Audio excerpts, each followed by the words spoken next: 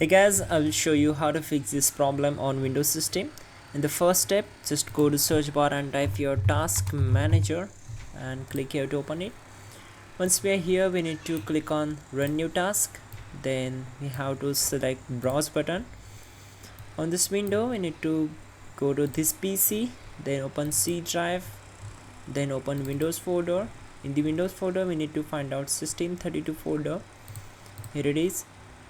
Double click on it to open it, and here we need to find out cmd.exe file. So just keep scrolling down until we found the cmd file. Here it is. Just select it and click on open. Now this will be our main path: Windows folder, system32 and cmd.exe. Now check this box and click on OK.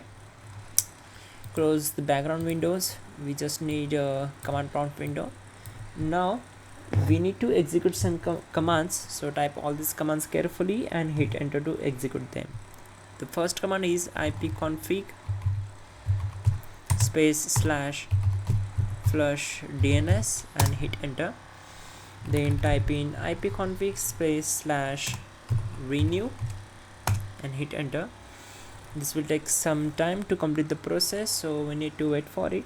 Once done, type in netsh winsock reset and hit enter. Now we need to restart the system, but before the restart process, we have to execute the next method. That will be just right click on the start icon, open settings. Now click on these three lines, go to network and internet.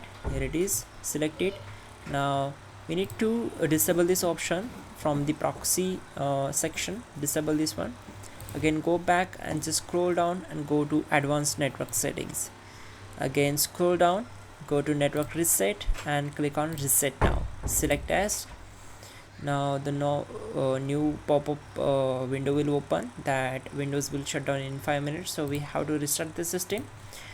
You can also check out our description link to fix this issue quickly and effectively. You go and check out, and that's it guys, your problem will be solved. Don't forget to like the video. Please do subscribe the channel.